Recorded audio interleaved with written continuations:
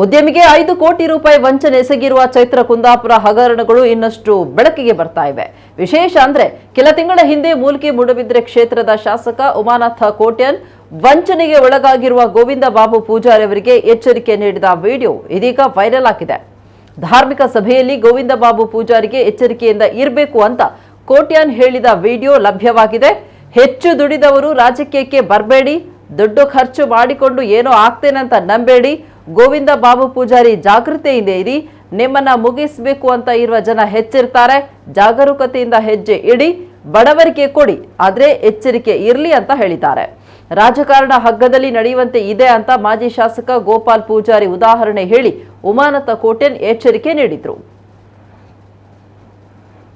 ನಮ್ಮ ಸಮಾಜಕ್ಕೆ ಇಚ್ಛೆ ಪಡ್ತೇನೆ, ಕಂಡಾಪಟ್ಟೆ ದುಡ್ಡಿದ್ದವರು ರಾಜಕೀಯಕ್ಕೆ ಬರಬೇಡಿ, ಕಂಡಾಪಟ್ಟೆ ಲೆಕ್ಕಕ್ಕಿಂತ ಜಾಸ್ತಿ ಇದ್ದವರು ಬನ್ನಿ, ತೊಂದರೆ ಇಲ್ಲ.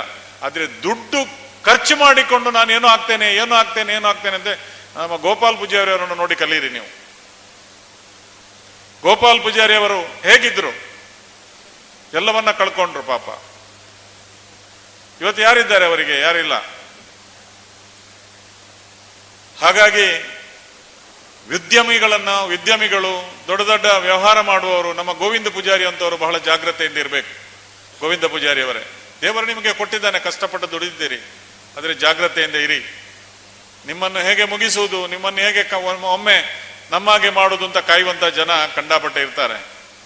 ನಾಳೆ ಯಾರು ಇರುವುದಿಲ್ಲ. ಕಷ್ಟಪಟ್ಟು ನಿಮ್ಮ ಬಗ್ಗೆ ನಾನು ಕೇಳಿದ್ದೇನೆ, ಕಷ್ಟಪಟ್ಟು ಎಷ್ಟು ಕಷ್ಟಪಟ್ಟಿದ್ದೀರಿ ಅಂತ ನನಗೆ ಗೊತ್ತು. ಆದ್ರೆ ಇವತ್ತೊಂದು ವ್ಯವಸ್ಥೆಯ ರೀತಿಯಲ್ಲಿ ನೀವು ಇದ್ದೀರಿ. ಆದ್ದರಿಂದ ಬಹಳ ಜಾಗರೂಕತೆಯಿಂದ ಪ್ರತಿ ಹೆಜ್ಜೆ ನೀಡಿ, ಕೊಡಿ, ಬಡವರಿಗೆ ಕೊಡುವಂಥದ್ದನ್ನು ಕೊಡಿ, ಕಷ್ಟದಲ್ಲಿ ಇಡುವಂಥದ್ದನ್ನು ಕೊಡಿ, ಎಲ್ಲ ಕೊಡಿ. ಆದರೆ ಬಹಳ ಜಾಗರೂಕತೆಯಿಂದ ಇರಿ. ಯಾಕೆಂತ ಹೇಳಿದ್ರೆ ರಾಜಕಾರಣ ಅಥವಾ ರಾಜಕೀಯ ಬಹಳ ಒಂದು ಹಗ್ಗದಲ್ಲಿ ನಡೆಯುವಂಥ ರೀತಿಯಲ್ಲಿ ನಡೀಬೇಕಾಗ್ತದೆ ನಮ್ಮ ಜಿಲ್ಲೆಯವರು.